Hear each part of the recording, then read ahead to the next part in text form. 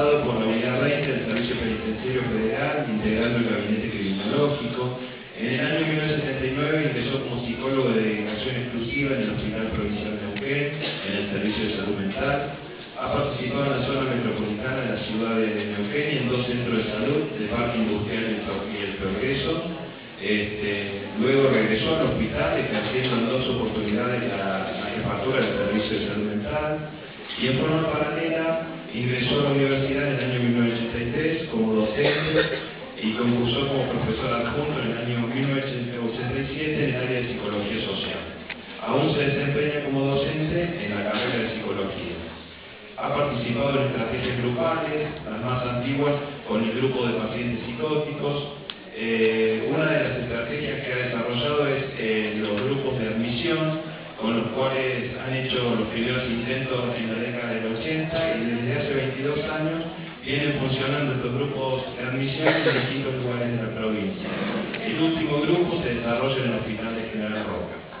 Desde hace 18 años colabora con FUBIPA, Fundación de Bipolares, participa también en el desarrollo de los grupos ALAS, trastornos de ansiedad, activamente padres de hijos con déficit de atención, Renacer, padres que han perdido a sus hijos, y trabaja en juego compulsivo.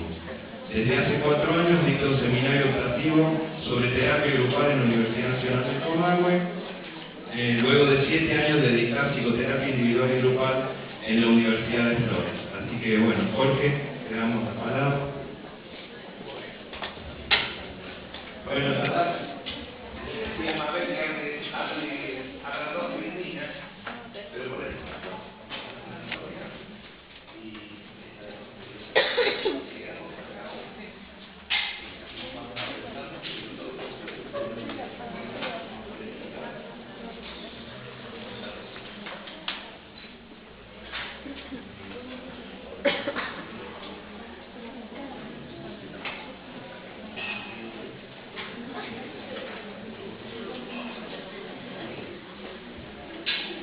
Bueno, la verdad, la historia es que sabía que no era de los primeros, así que tenía la posibilidad de ver cuánto se había dicho, cosa que muchísimas partes de esta comunidad están dichas, así que no vamos a necesitarla, pero a veces uno tiene alguna afinidad.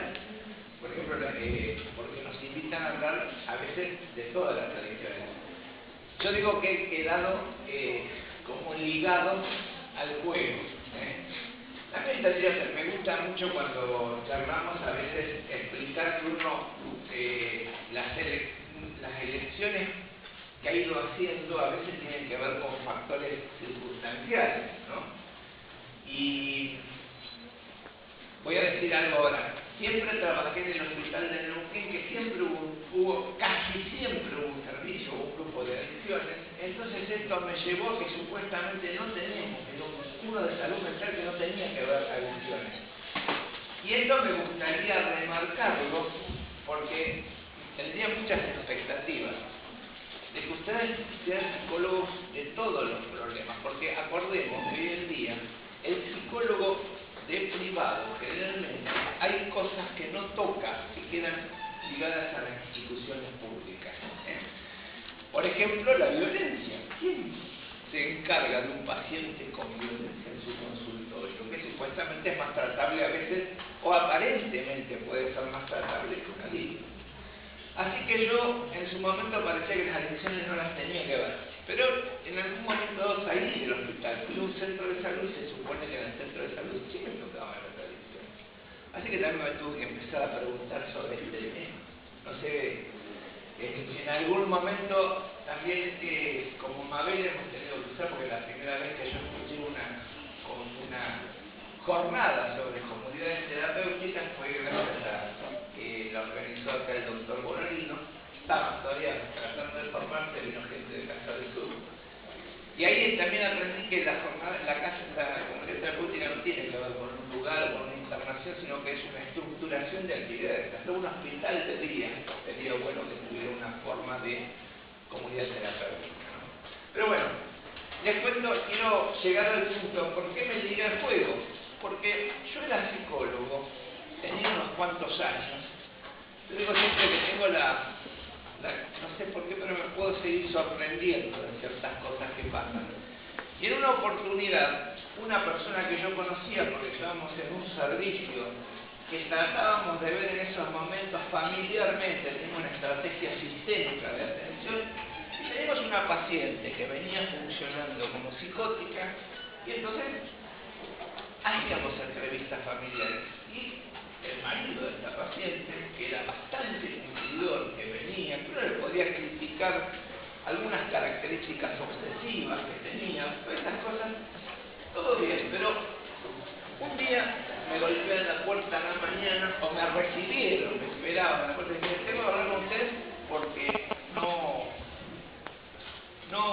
si no, tengo miedo a matarme, y entonces me da un revólver.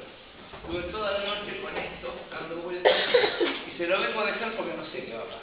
Bueno, de esta manera me enteré que este señor que yo conocí nunca había hipotetizado que tenía un problema de juego. Me dice, sí, tengo un problema de juego compulsivo.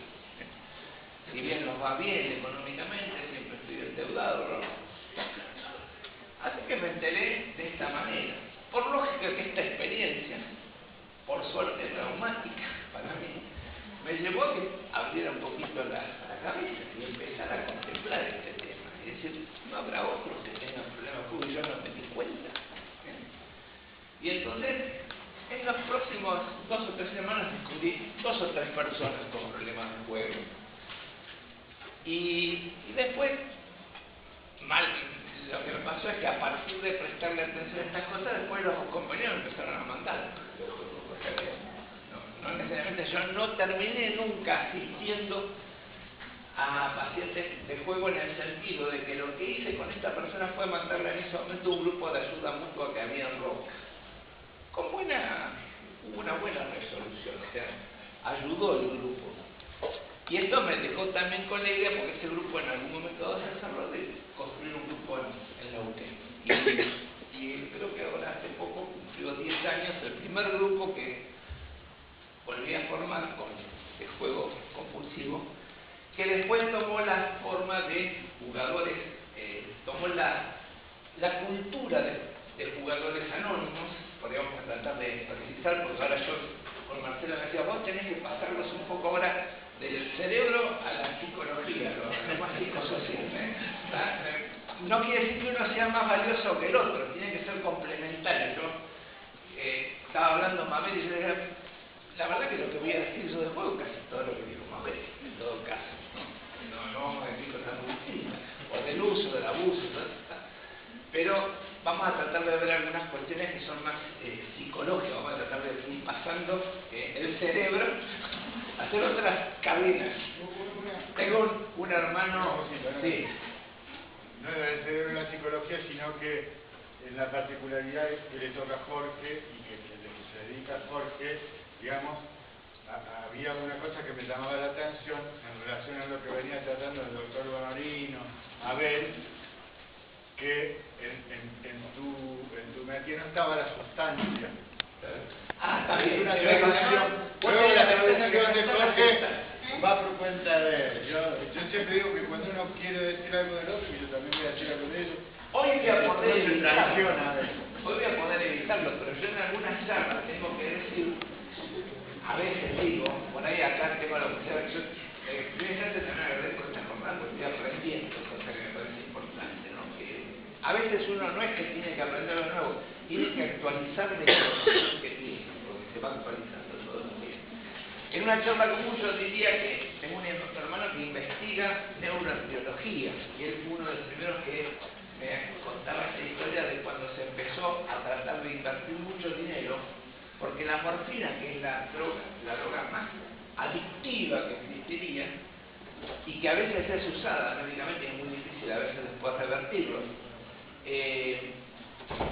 en un momento dado se empieza a descubrir que existía la posibilidad de esa droga creaba un mecanismo interno que era la endorfina, lo que creaba la morfina cuando se usa.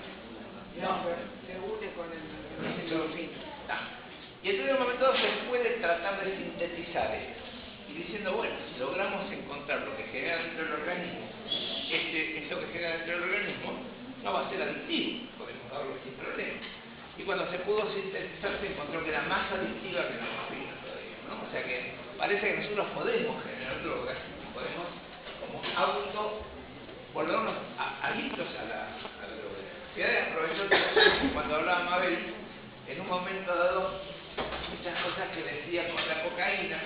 Yo también colaboro con el grupo FUBIPA, de bipolares de Argentina, y yo decía, parece que un bipolar es como un abonado y un cocainómano es un prepago, más o menos, ¿no? Porque con la cocaína a veces uno busca lo que el bipolar logra biológicamente, podríamos decir.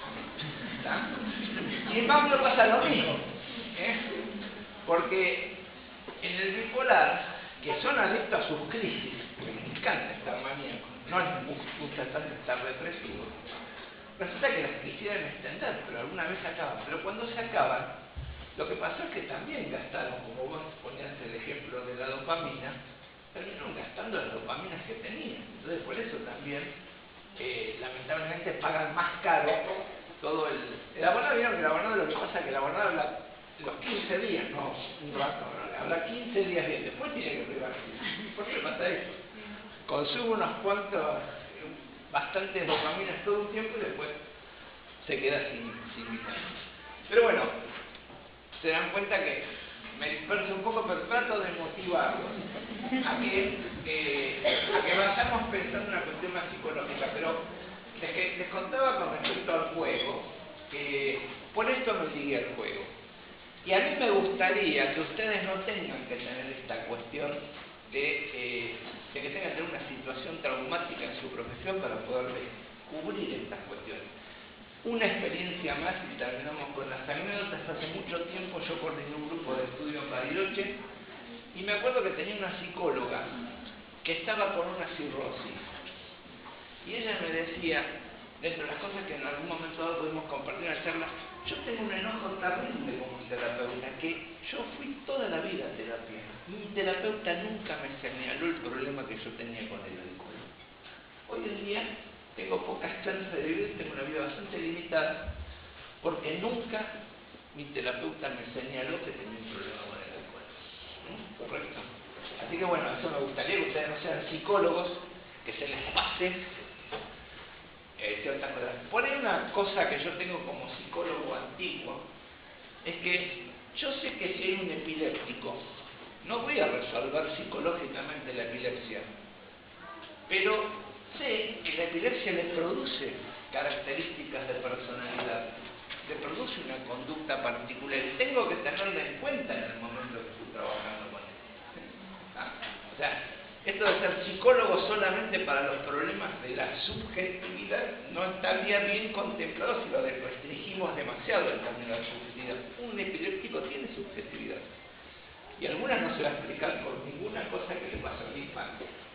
Le pasa por razones orgánicas. Entonces, bueno, quiero que un poco lo podamos tener. Cuando nosotros queremos pensar en un abordaje, por eso dije todas estas preguntas, hay nuestro paradigma condiciona algunas cosas que podemos hacer o dejar de hacer. Entonces yo me voy a pelear poquitito, no me conviene nunca pelearme con Bonanino, pero yo estoy de acuerdo, seguro que nos vamos a poner de acuerdo, pero quiero como mostrarles algo que me parece importante para que les sirva a ustedes en la práctica psicológica. Muchos psicólogos, hasta del sistema de salud pública, no quieren atender las adicciones, por eso digo es relativo, o sea, no es solamente que la salud pública, sí tienen que atender la violencia y no protestan tanto, pero les cuesta más las adicciones. Y por ahí, a veces hay como miradas que se adquieren desde un lugar de internación que es distinto, a veces desde el consultorio más general.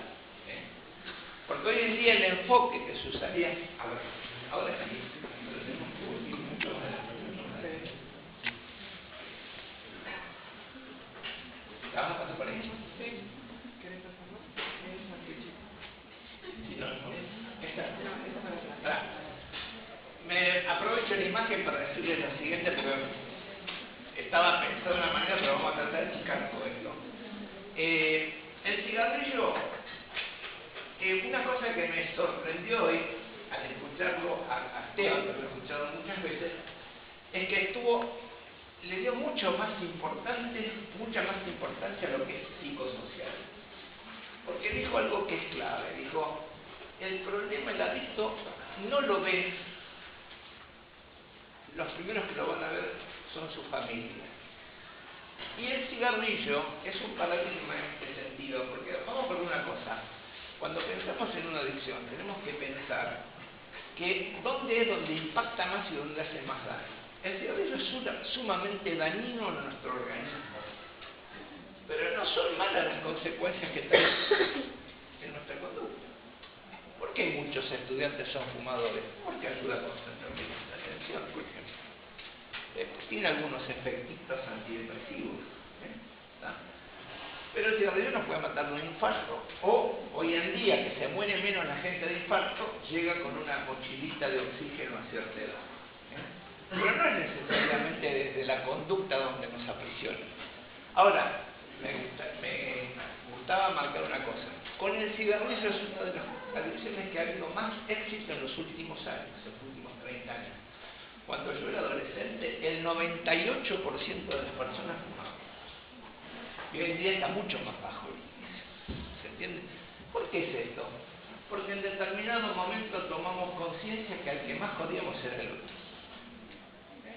El cigarrillo se le empezó a poner restricciones cuando nos dimos cuenta que se jodía más mi mujer que fumaba pasivamente que yo que fumaba activamente.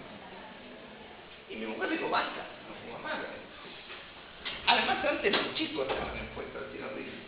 Hoy en día son pocos los que se atreverían a fumar con sus bebés adelante. ¿Correcto?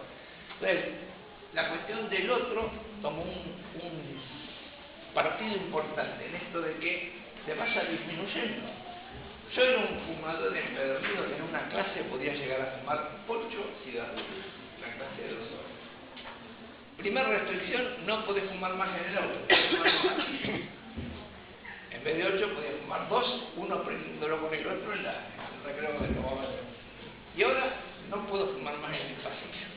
Y entonces decidí dejar de fumar. Porque era bastante costoso. ¿Se entiende? Digo, no importa tanto el cigarrillo hoy en día, sino que la cuestión es de las restricciones. Se quiso poner una restricción similar con el alcohol, porque generalmente el alcoholista no es prevenido, no dice voy a comprarme la damajuana para tomar, sino que empieza a tomar, se la acaba y quiere mandar a la última hora. Las restricciones horarias serían importantes en el consumo de alcohol. Pero resulta de que está cerrada el almacén y es un delivery que te lleva a la casa. Bueno, para optimizar un poquito esta tradición, ¿sabes qué? Si no nos explicamos y pasamos bien hacia adelante. Bien, así va a ser una diferencia. Bueno, todo esto lo... Sí, acá.